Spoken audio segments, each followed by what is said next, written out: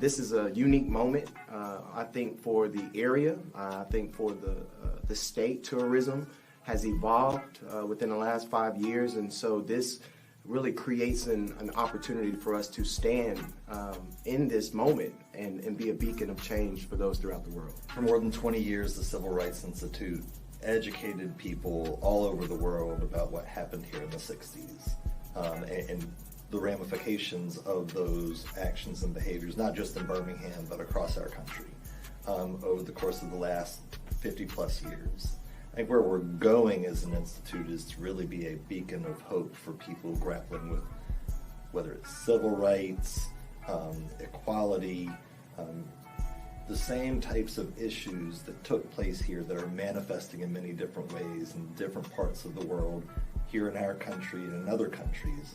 Really a beacon of hope and inspiration for people to accomplish the same type of thing, which is at least a commitment to equality for all. This is a unique moment, I think, for the area. I think for the state. Tourism has evolved within the last 5 years, and so this really creates an opportunity for us to stand in this moment and be a beacon of change for those throughout the world. For more than 20 years, the Civil Rights Institute educated people all over the world about what happened here in the 60s and the ramifications of those actions and behaviors, not just in Birmingham, but across our country over the course of the last 50 plus years.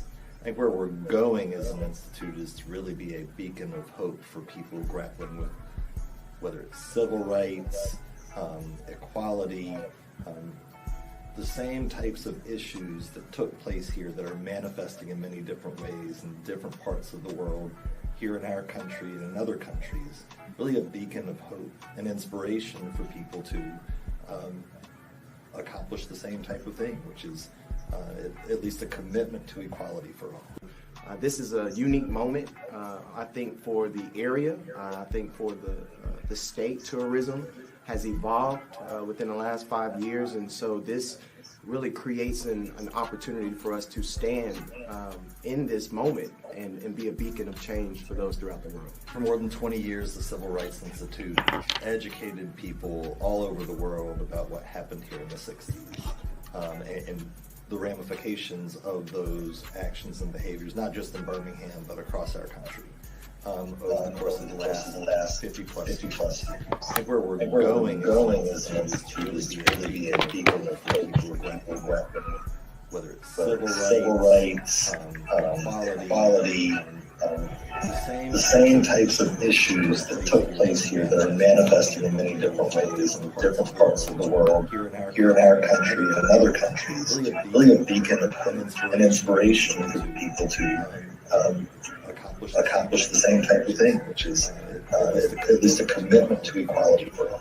This is a unique moment, I think, for the area. I think for the state. Tourism has evolved within the last 5 years, and so this really creates an opportunity for us to stand in this moment and be a beacon of change for those throughout the world. For more than 20 years, the Civil Rights Institute educated people all over the world about what happened here in the 60s and the ramifications of those actions and behaviors, not just in Birmingham, but across our country over the course of the last 50 plus years. I think where we're going as an institute is to really be a beacon of hope for people grappling with whether it's civil rights, equality, the same types of issues that took place here that are manifesting in many different ways in different parts of the world, here in our country and in other countries. Really a beacon of an inspiration for people.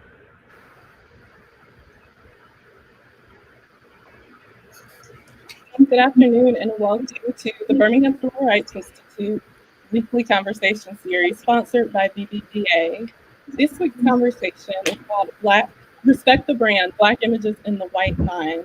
My name is Joy Brown. I serve as the director of the Jefferson County Memorial Project, as well as the vice president of Diversity, Equity, and Inclusion for the American Marketing Association Birmingham chapter. This week, we've got our panelists, president of Agency 54, Mark Bozeman, and director of Diversity and Enrichment Relations for Stanford University, Cameron Thomas. I'd like to welcome all of our viewers and welcome you, Martha and Cameron, and just have you guys introduce yourselves and tell us a little bit about you all. Well, I guess I'll go. Good afternoon. Thank you, first of all, to the Birmingham Civil Rights Institute and also to BVBA for this opportunity. We are very excited to participate in this conversation. I am president of Agency 54. Agency 54 is a communications public affairs agency, and we were actually started and founded in 1954 by Dr. Jesse Lewis Sr. I think a lot of y'all know him from not only his work here with the agency, but also with the Birmingham Times newspaper circular that was very much part of the civil rights movement and is still in operation today.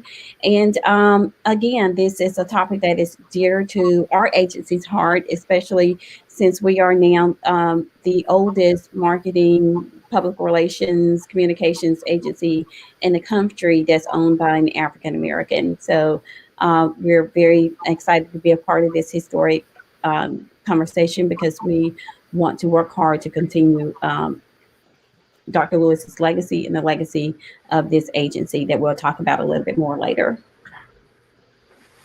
Thanks so much for this opportunity, Joy. And as Martha stated, I'm too honored to share in this conversation. Name is Cameron Thomas. I have the pleasure of serving as the Director of Diversity Enrichment and Relations at Stanford University. And so with that, I am honored for this opportunity to share as we look at messaging and the power of messaging, images, and words and how we have conversations in representing ourselves to others as well as others about ourselves. So looking forward to this conversation and time together. Thank you both. I'm honored to be here with both of you all and just to hear your expertise, and particularly in the moment that we're in. So let's dive right in. Many times life imitates what we see in the media and on television. How have the problems that plague the Black community amplified Black people to emulate stereotypes seen and heard on television, movies, and radio?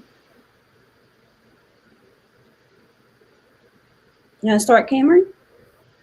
Oh, sure. I think that it's so interesting how we see the power, and I think social media amplifies this even more. We see the power of images. We see the power of our words that we say, and how it is that they reflect as well as project these stereotypes as well as biases concerning people group, and specifically looking at that relation to Black and brown representation. You know, constantly there seems to be a disconnect between the reality of what is projected as well as much of the history that is attached to that more than likely many who find themselves on the radar of doing something inappropriate or misappropriating an image or a stereotype of a people group.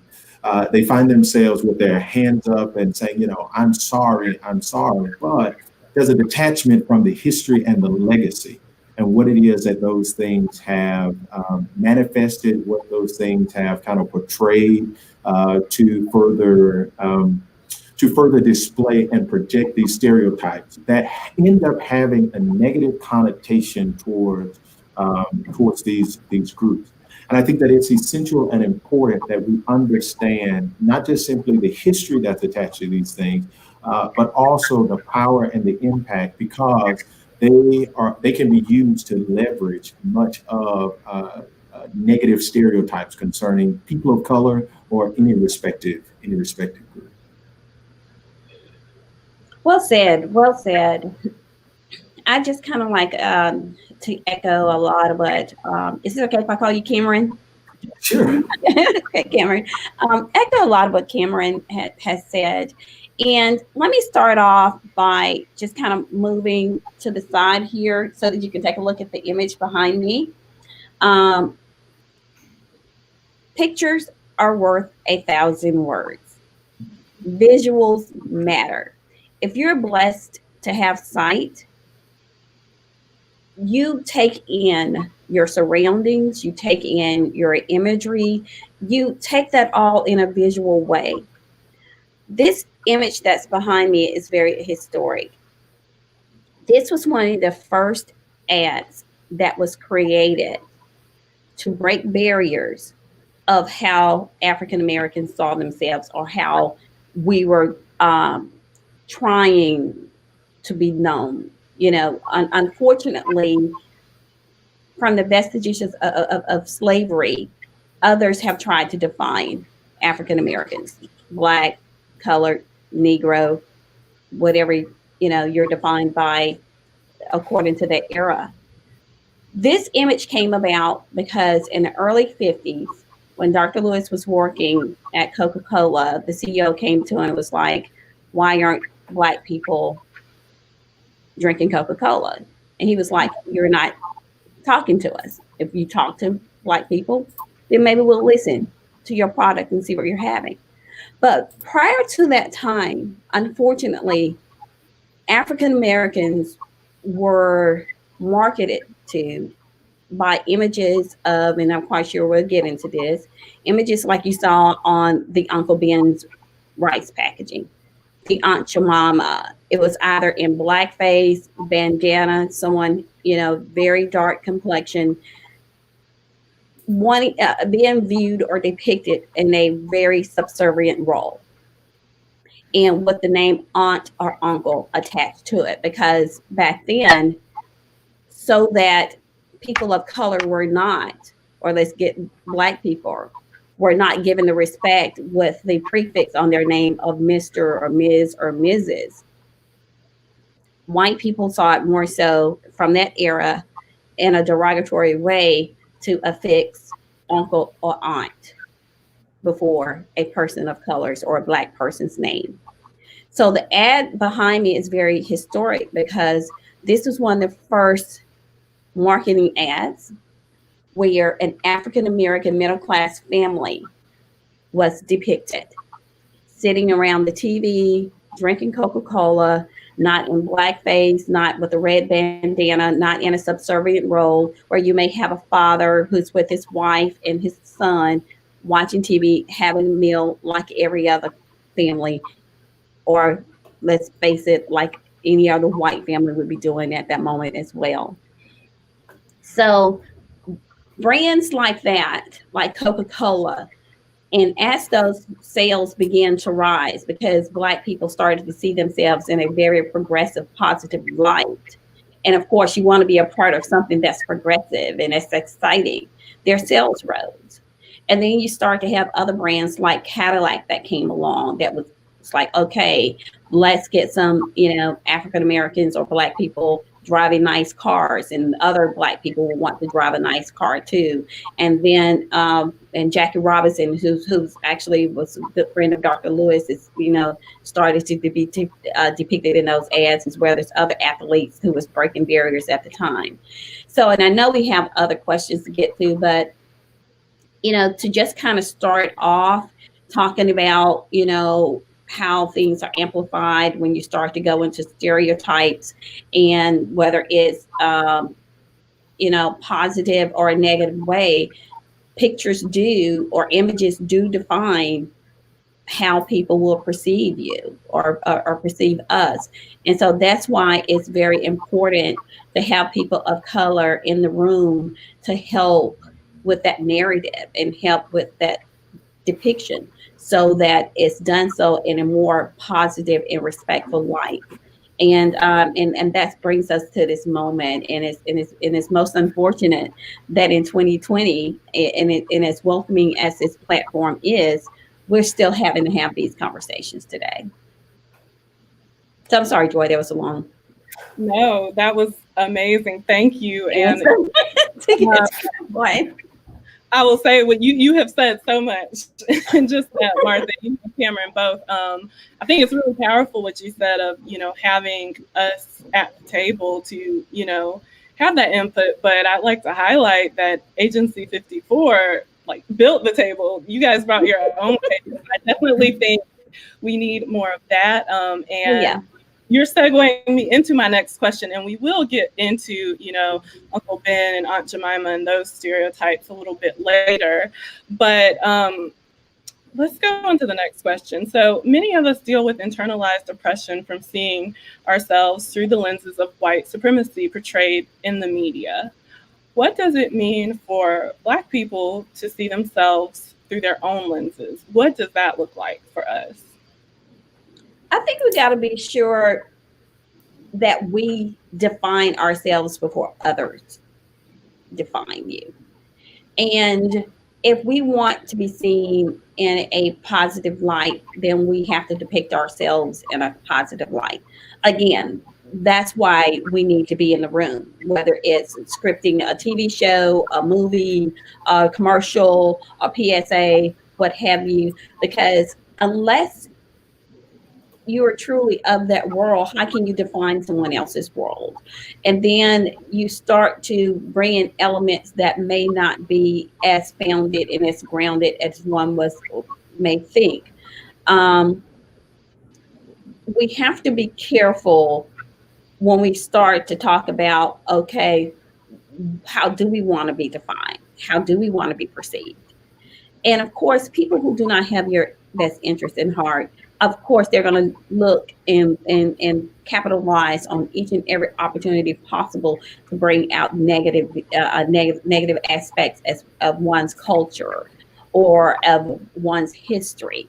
And again, that's when you got to take control in a very respectful way, and one that does not beget violence, but start to demand, hey, this is who I am. This is my family. This is my culture. This is what we are about. Bring out the positive aspects of it, because there's no perfect culture. There's no perfect person. Every race, every community has its negativities, but you got to bring out the more positive aspects overwhelmingly, and in a way where people will listen, because people want you. There are some people who want you to shout, so they can just say, oh, that's just anger talking, or oh, that's just, retaliation talking. But being able to not only control the narrative, but control the tone so that you are heard and so that it is conveyed. But we are in a trying times right now where we are looking at some of the last vestiges of white supremacy, of slavery, where people are trying to hold on to that history. But I do believe 2020 will go down in history as that reset moment where the world had to take hold and reassess that, wow, there's still some elements, of the underbelly that's still there.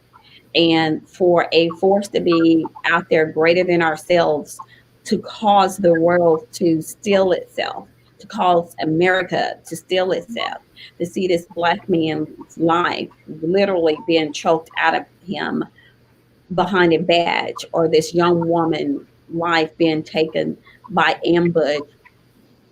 There is a force greater than us that steadied the world, that steadied this country, so that those that may have been busy in their daily lives, going to work, taking care of kids, families, had to literally stop and watch this moment and really be educated about how the inequality and the disrespect and the disdain for people just because of the pigmentation of their skin is still there. And it's going to take all of us to set the record straight, the images straight, and also to set straight what it means to be a productive citizen and be of value in this world. And we all have value because we're all here. No, I think, Martha, I think you're onto something, and not just simply being at the table, but also what it is that we, as a community, how it is that we reflect and project our own personality, our own representation.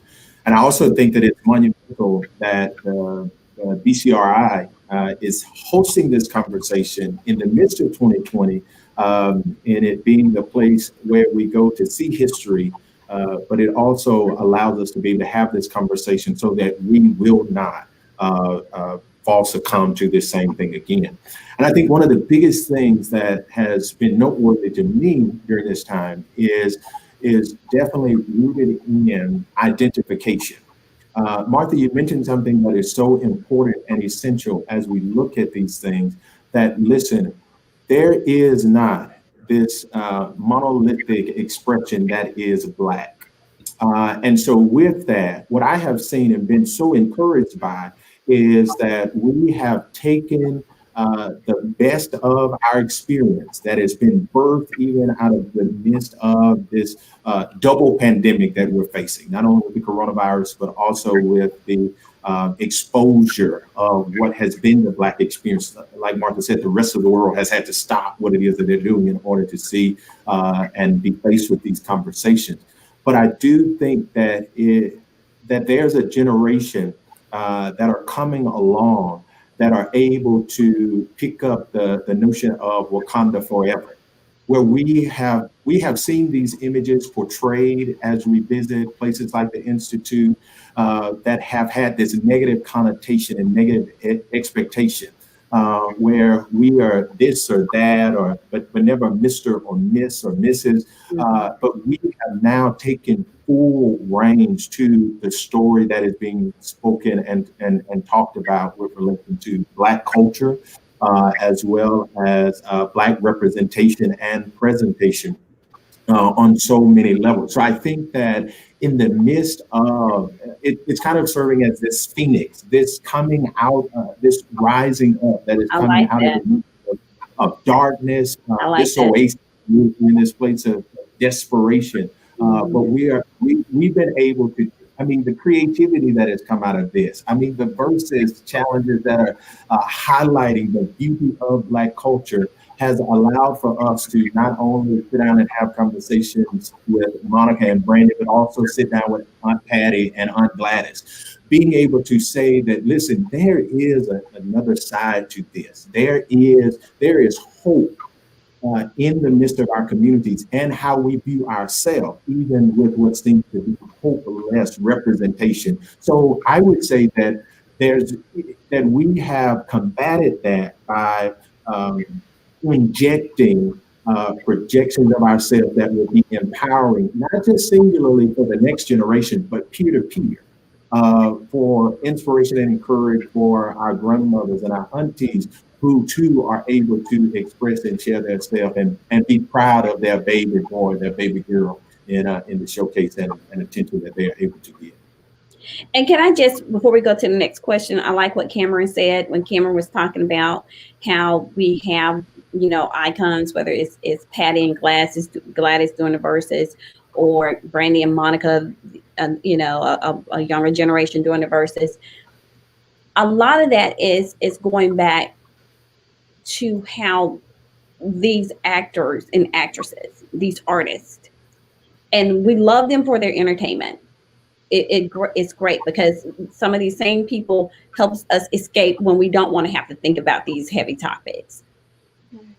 But they too have been on the front lines fighting to make sure that the images we see in movies and theaters are some that are positive.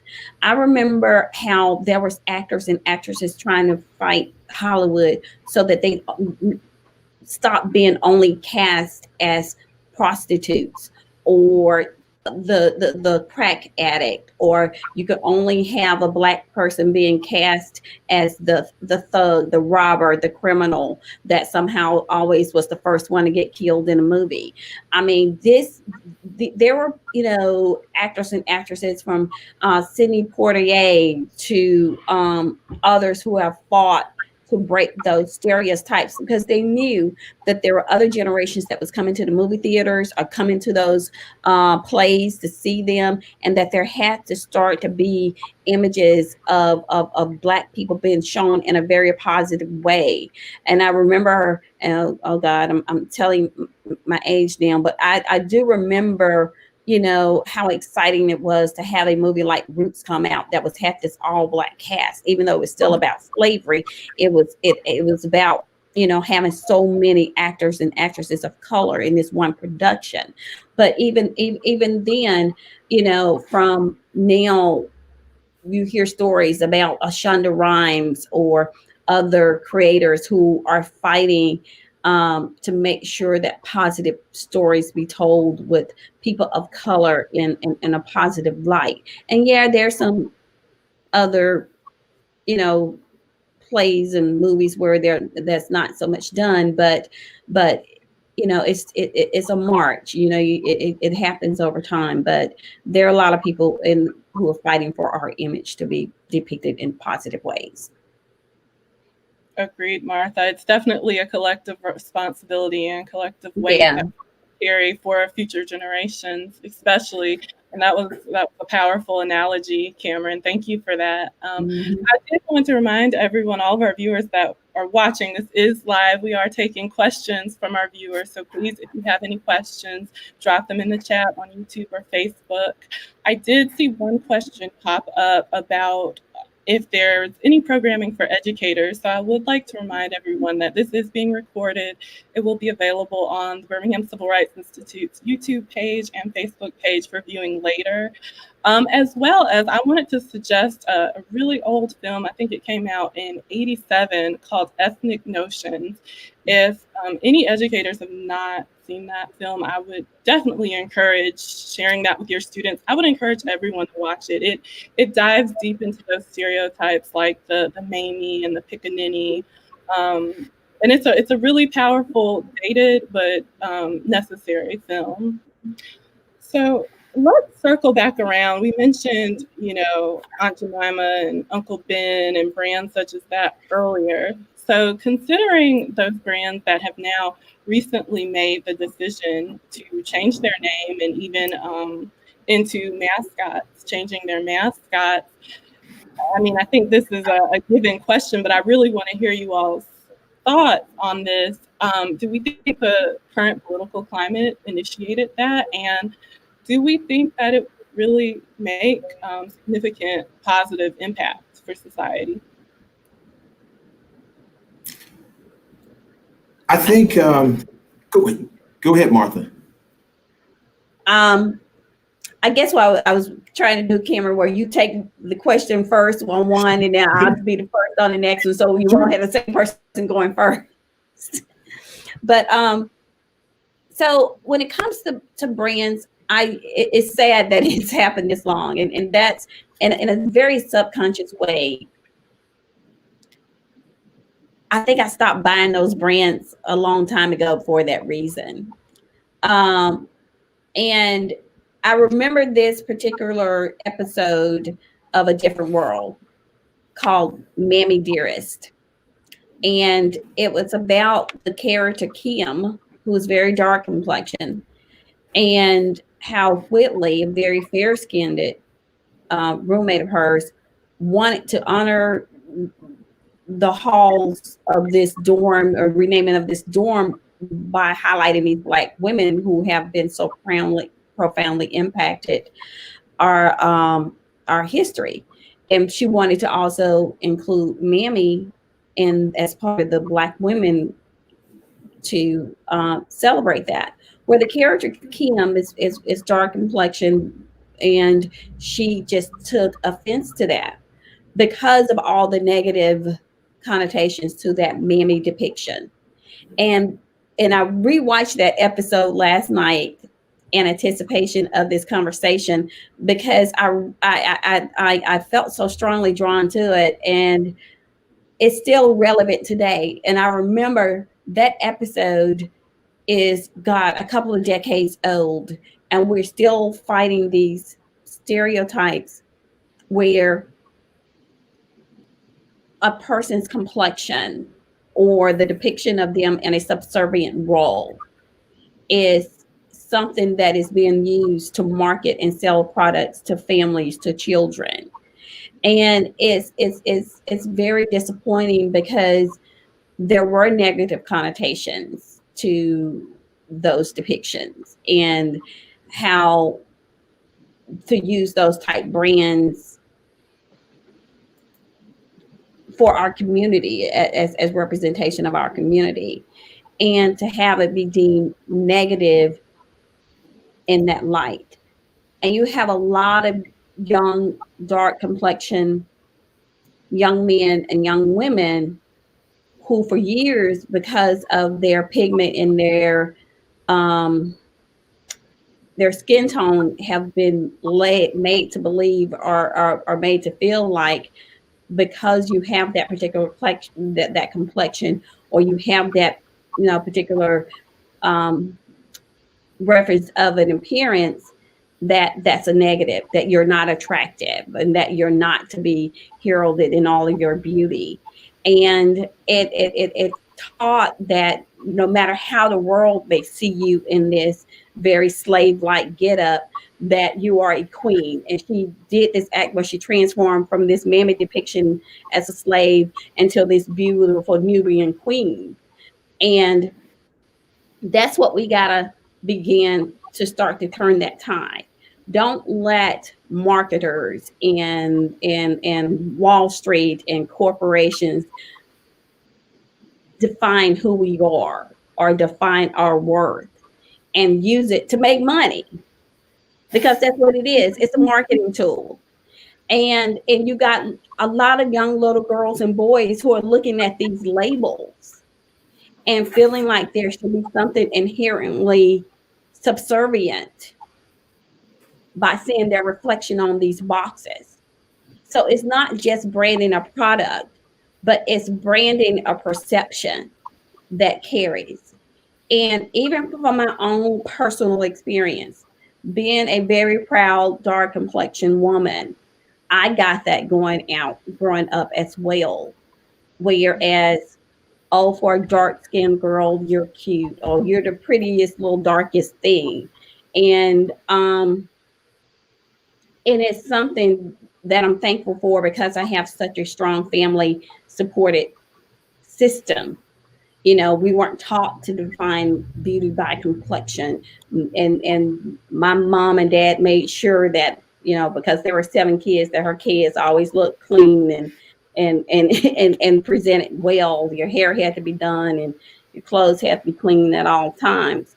But that's because other society depicted Black people in raggedy clothes, raggedy getup, in the most unflattering light, and then try to market from that, and then try to define us by that. So it's not just a label on a product. It's a picture, it's a message that's derogatory in nature. We just talked about what Aunt Jemima meant, putting an aunt before a person's name. Putting uncle before a person's name, whether it's Uncle Tom or Uncle Ben, is still in a very derogatory light when other use this. So I think it's long overdue that these products have taken note. I commend this generation for being out there on the street and demanding change. And they're also saying, these are great PSAs by these executive leaders, and we want to see more of that. But what are your actions behind this? Oh, I now see the light moment. What are you doing? What are you investing in? So, I do think it's time, and I'm glad that this moment of social justice, I hope this is the final chapter in our social justice fight, but we don't know. But I commend, but with each chapter, we get closer and closer, and we get closer and closer to finding that reality of where there is, equality, and where there is mutual respect. So it's a start. Martha, it is evident, and I'm most thankful for your passion with respects to our representation in media, and I just totally identify with that. And I think that one thing that, if I could contribute to this aspect of the conversation, is we must remember what it is that those images were used for. And those images were there to promote, as well as to make explicit the social control that was desired out of the representation of this group of people. And I think that what what we must make sure that we understand, and I think that this is kind of how we ended up at this place, is that the social climate, there is a generation, there's a remnant that is a part of kind of this notion of the expectation is that we are not going to stand for this. Now, we have to do our best to educate as well as to make them aware, because I do think that there is kind of this veil of ignorance because of some of the environments as well as institutions that have been constructed in order to support this type of propaganda. But we've gotten to a point now where social control in projection, because now we are no longer waiting to receive an image about ourselves. We are now taking shape and form in projecting this image that we desire. And if that is not necessarily what it is that you would like to represent for us, like Martha said, we are making the fiscal and financial choice to not necessarily support you, because once again, my cash does display what it is that I am passionate about. And so I think that if we do not understand that these images were used in order to promote a social control and to project what is the expectation of these groups, but now we have specific groups geared towards making sure that we have a network to encourage Black physicians, Black doctors, Black engineers, in order to be. We're going to change this narrative in so much so that we're going to take ownership of our own destiny. We're going to take ownership of that, and I think that the culture now, as Martha said, this chapter in social justice is something that is helping inch us towards that which we desire to become, as King would say, a part of that Olympic community. Mm-hmm. Yes, I love the taking ownership and creating our own narrative, Cameron. I want to circle back around to Martha's comments, because we got a lot of comments and it resonated really well with the audience. I could tell, particularly about colorism, and it struck a nerve with me because I feel you, Martha. I grew up in a family where I looked different than most of my other family. I was darker than most of them. And I think it's so important to remember that these aren't just names and images. Like, they subliminally affect generations and leave legacies. I can remember growing up and my grandmother babysitting me, and when she would give me a bath, she would tell me, like, make sure you scrub your elbows and your knees really well because they're dirty. And it was until I became an adult that I was self-conscious about having dark knees and elbows. And now, like, that's crazy, but these things, they leave such a lasting impact. They really do. They really do. And we have to continue to have these conversations so that we can bring them to light. I mean, to keep them hidden, to keep them in the dark, will allow them to be very suppressive in our very nature, and we never know why.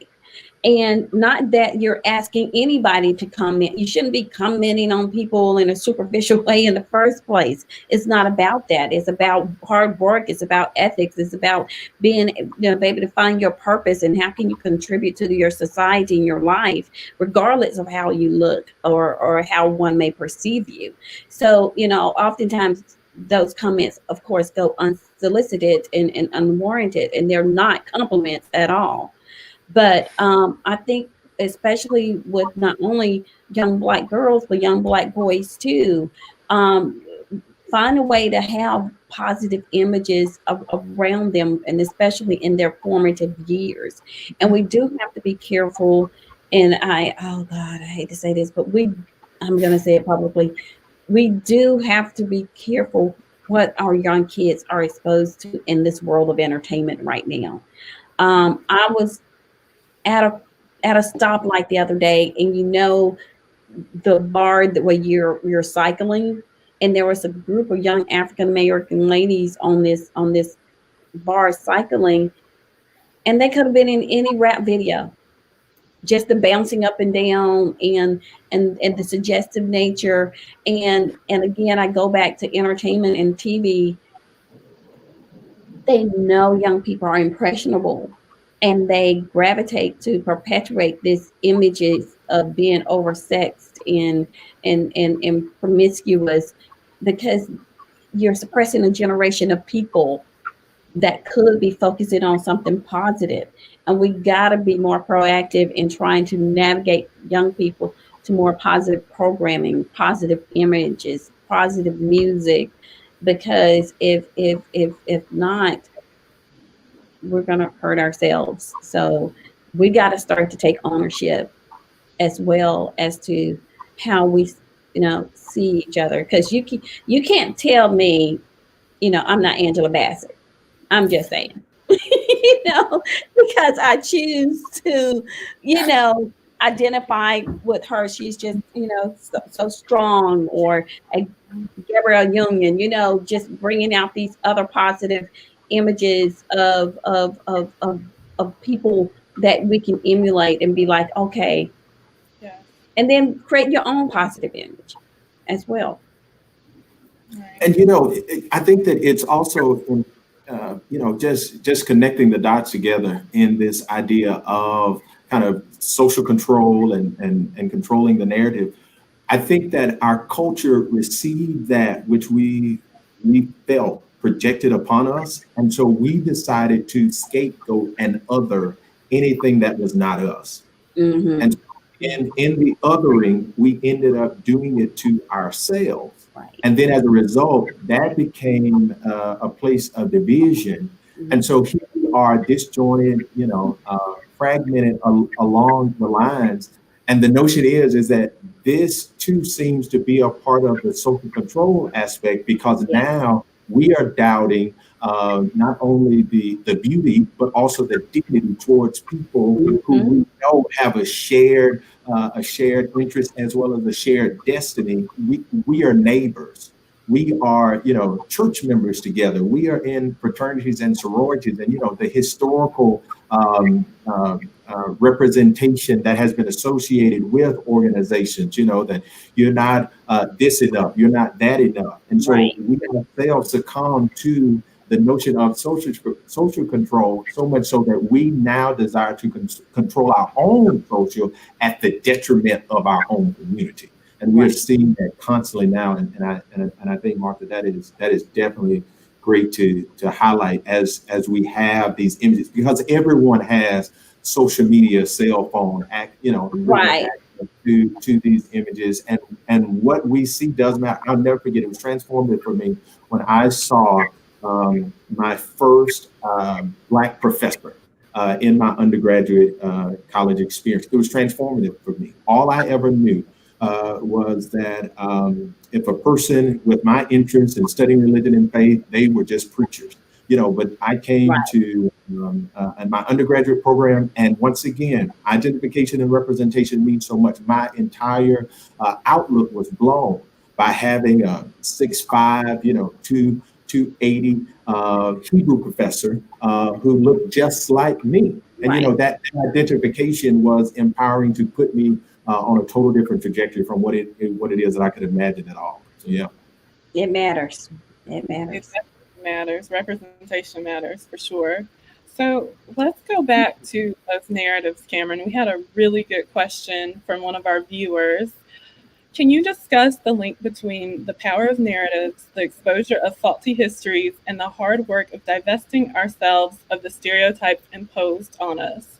Race, though myth, is no less powerful and intrinsic to the dominant narratives.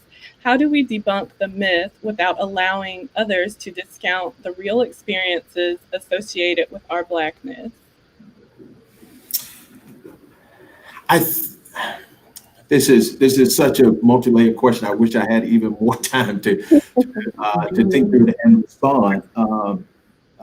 This is definitely a parking lot conversation, or coffee, social distance, or even a conversation.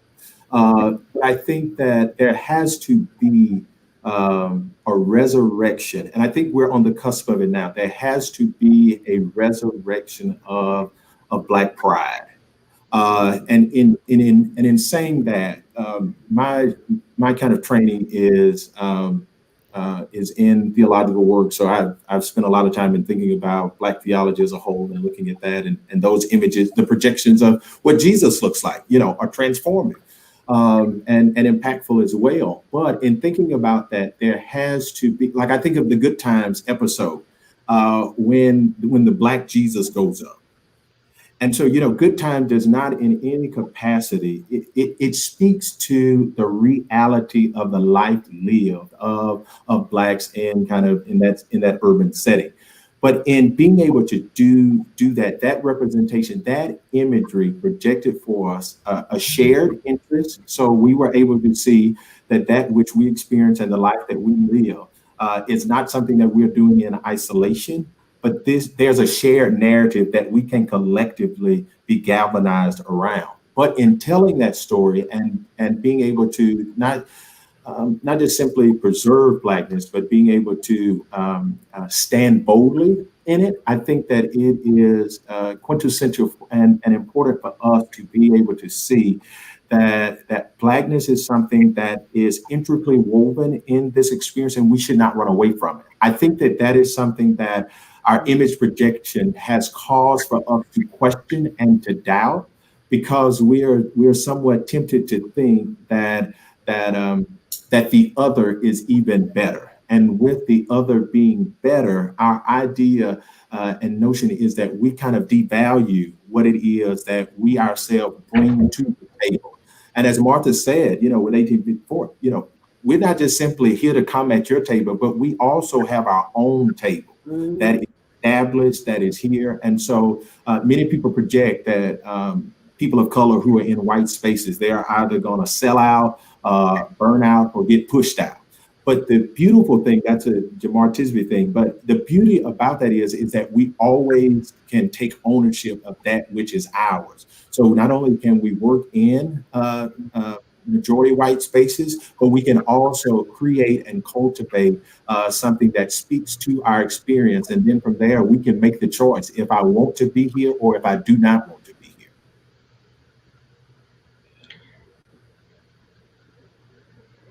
When you and I get lost in your explanations and stuff because you're so deep, and I'm like, oh, I commend you. Truth to power. But there's also, when you start talking about creating your own narrative, and since we're talking about heroes a lot, that was the beauty of Black Panther. Having that comic or that fantasy character come to life. And it's something special, not only about that character, but about Chadwick Boseman, because everything you're talking about made me think of him. No relation. I know his is with the S, mine is with the Z. I don't think, but I used to say, yeah, that's my play cousin. But when you think about how the world is anxious to see the realness of Black people, because we have had so many people historically try to tell our narrative, try to tell our story, or try to define us more so. And that movie was a $1 billion enterprise, probably more. And it blew everybody away because of the hunger of the world wanting to see this Blackness being told and depicted in all its glory.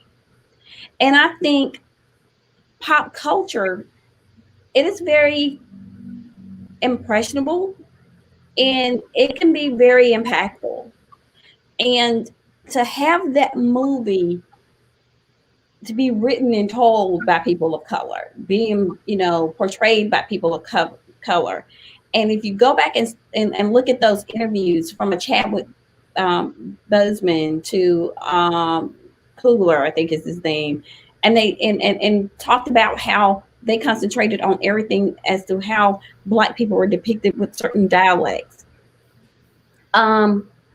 We got to do that not only at Agency 54's table, but like Cameron said, there's so many tables out there that we've got to own and that we've got to control the narrative around. And I tell my clients and I tell people all along, I remember when I first started to come out of my professional career, um, I've done stuff from be a trial attorney to, um, run campaigns when I lived in DC for about 10 years. And one thing I always tell people, listen to your gut. Listen to your gut. Yeah, you want to analyze and you want to go through everything. We need to listen to our gut. We have inherent intelligences and we're smart people. We're intelligent people. Don't think that any other race is more superior than another race. Own your identity. Whether you're a black man, black woman, Hispanic, Latino, any other race, own it and celebrate it and delve into it. Be able to not let anybody put you in any type of stereotype. Define your own type. Because there are still a lot of barriers out there to be broken. And if Chadwick Boseman had not fought for everything from the dialect in that movie, everything to how it was depicted, to how they moved in that scene, when you start to hear about everything to Killmonger's last word, throwing me in the ocean and letting me die with my ancestors. If he, as an artist, had not taken control and really delving into how that movie was depicted, even going up against a Marvel studio, it would not have been the success that it was. And I say that to say, whatever profession you're in, whatever business you're in, whatever class you're in, whatever group you're a part of, trust and engage, think it through, and be able to, defend your actions or defend your choices. I even tell my staff here, okay, if you agree, talk me down. Give me the evidence, talk me down. I'm either going to be like, okay, I get it, or, oh, let's pocket, let's revisit it later. But I think we got to own our strengths and own our truths and not be afraid to define ourselves and to celebrate ourselves and really come out of ourselves, because it's a benefit. Because when you do it, that next young person is going to do it. And then that person, or maybe a 50-year-old that may be like, oh, wow, I still got some time left. Let me go out and do it. So you don't have to stop at any age, any stage, or any race, or any level of education. You can define yourself. You can define what it means to be positive, to be strong, to be impactful at any stage, at any age. But just own it. As long as it's in a positive light, I think we can do that. So, Martha, you mentioned that hunger for that Black Panther moment, which, it's been building up. It's been there for a long time. Yeah. This climate is nothing new to us. We know that. So why do you think this sudden change has taken so long for us to get to this point? Because we internalize a lot of things. I think we don't connect the way we used to. I mean, technology is great. Trust me, I'm learning it every day. This was my first time using this behind me. But I'm concerned about the remote. I know once we get through this, and I think for this time, we have to get through the remote work, the remote learning. But there are some people trying to say this should be the norm. I'm one of those people that don't think it should be the norm. I think we still need to communicate and engage, because when we isolate ourselves, we disconnect. And I think that's why it was a hunger and a celebration of that Black Panther moment, because that was something we could unify behind. There was social media was used great. Everybody wear your dashiki to the premiere. And we felt a collective spirit that we're gonna wear. Hey, me and my crew, we did too. We wore our dashikis to the premiere. And everybody in the movie theater, had something on that was representative of that culture. But as independent as we may become, we also like to have that unity. And I think once we started to realize that what we were feeling was not in isolation, that, hey, this person feels it too, or that person has that issue as well. Yeah, you know, the same thing happens to me at my office when I say something, and if a white person say it, then it's, wow, that's a great idea. And that when we talk, we realize that those become shared experiences. And I think for a while we did get comfortable. We really did, because the news cycle became so full, and it has so many distractions there. That's why, yeah, the Black Panther moment was great, but then we got to go back to our regular life and our regular world. And when the pandemic happened, it made us, as I said before, it made us have to stop and focus in a very united way. So I think the pandemic and having a crisis within a crisis within a crisis. The pandemic, yes. Social justice, yes. And the resultant of both of these is going to be, unfortunately, a hard economic crisis that's looming as well. So when people start to feel that, wow, I'm not in this by myself, there is something greater going on, because there's this force, there's this movement, then we start to come together. And it's much like, in the civil rights movement, when people had these shared issues, these shared adversarial moments. And I think there was a time when we thought that maybe we were okay. There were more Black shows on TV. You had a couple of Black CEOs here and there being shown, but when you pull back the veil, and especially in America, but over 300 million people, there's not as many people of color as you may have thought that are in positions of influence and decision making. So, but Black Panther showed us what could be if we come together. And Martha, on that positive note, I think it's also true even on the negative as well. I mean, I'm just to be transparent and honest, I'm still wrestling with the judgment that came out on yesterday concerning the Breonna Taylor scenario.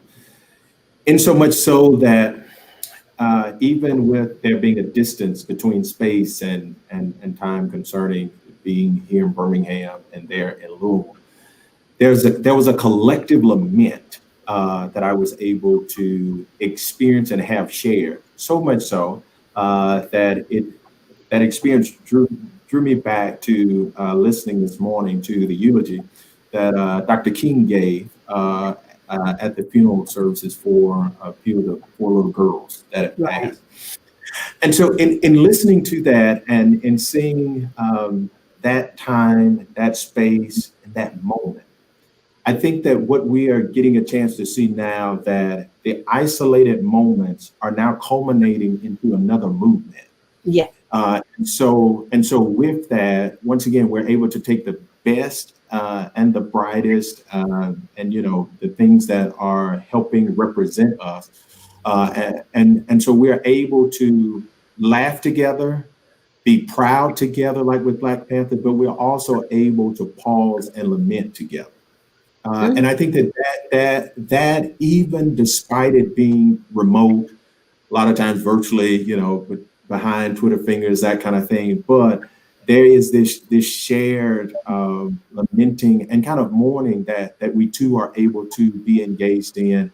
And that's not just something that I think is simply isolated to the South, but I also think that it is representative of the village notion that is prominent in Black culture and in its development, especially here, tracing back even to our the culture in Africa, in being able to see that what happens to one truly does impact and have an impact on all.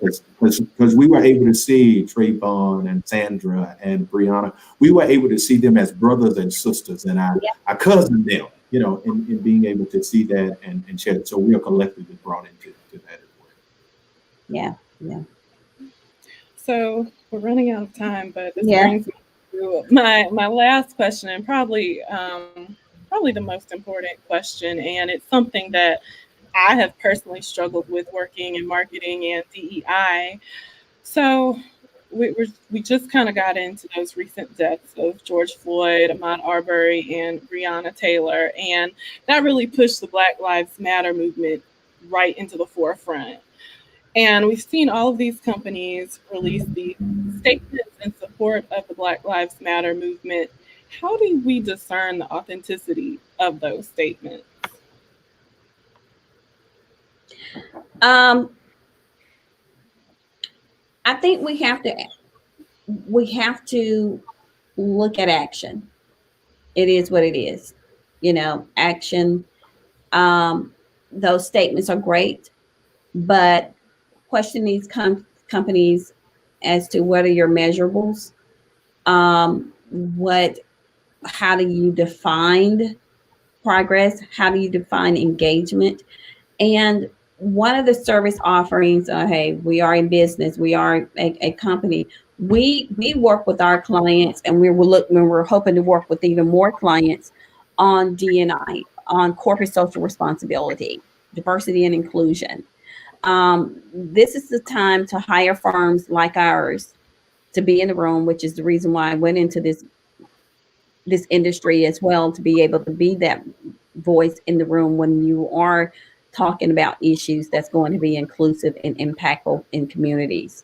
You got to have people and ask them, who do you have helping you come up with these measures to make sure that you are truly investing and impacting the community?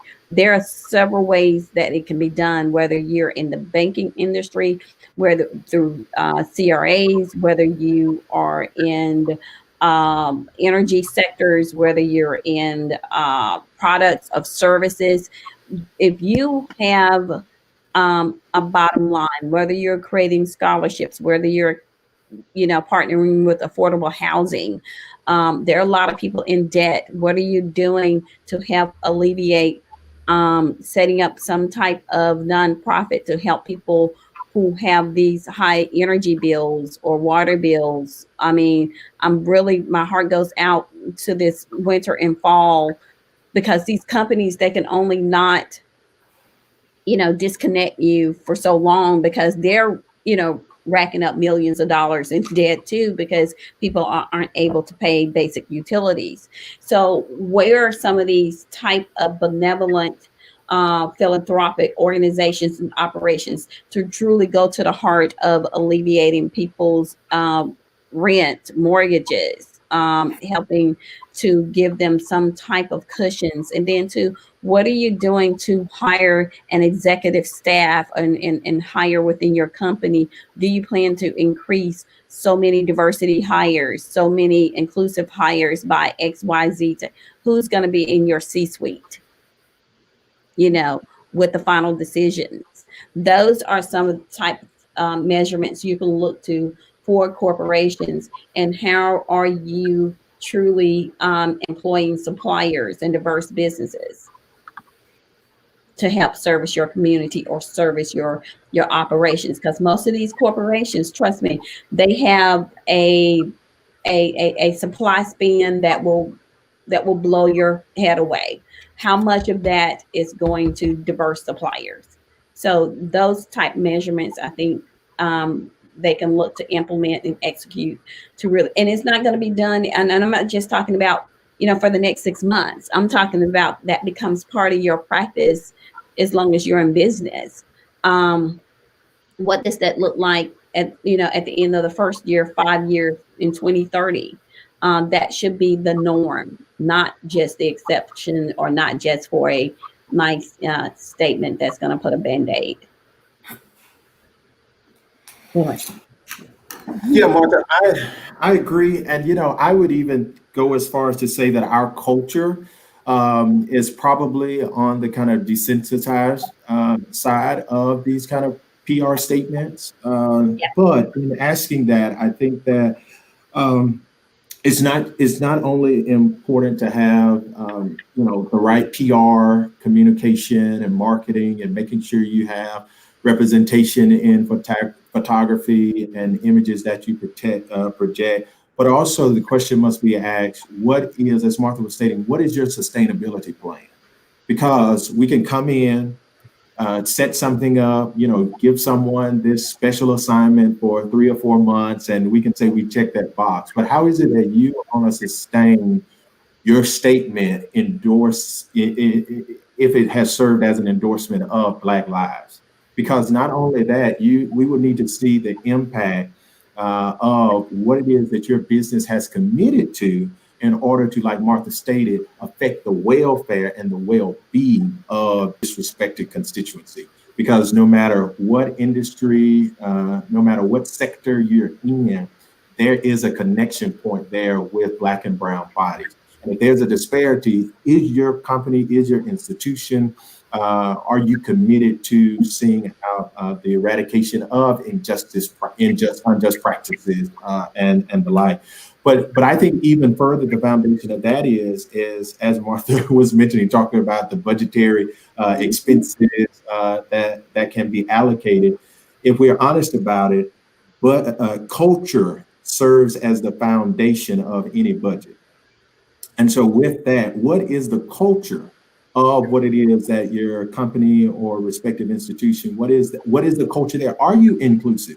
Do you currently have the necessary barriers eradicated in order for you to have a more inclusive applicant pool, all the way through your in-person interviews, all the way to job selection and applicants? What type of culture are you fostering that? Not only that, have you displayed and connected that this is something we all are part of? Because what I've seen sometimes is that we give the task to a person of color and say, come and lead us. No. This is an overall widespread engagement that we must be in. And our culture may have to shift in order to meet that. So I like that. Yeah. Well, Cameron, Martha, I cannot thank you all enough. This has been such a powerful and needed conversation. I would like to thank the Birmingham Civil Rights Institute for having all three of us today and allowing us to have this conversation, and our audience for tuning in and providing so many great questions. I hope we got to answer as many as possible. Just a reminder, the Birmingham Civil Rights Institute has these conversations every Thursday at noon. And so tune in next week, same place, same time. Thank you, everyone. Thank you so much. And remember to vote, everybody. Vote. Voteless people, hopeless people.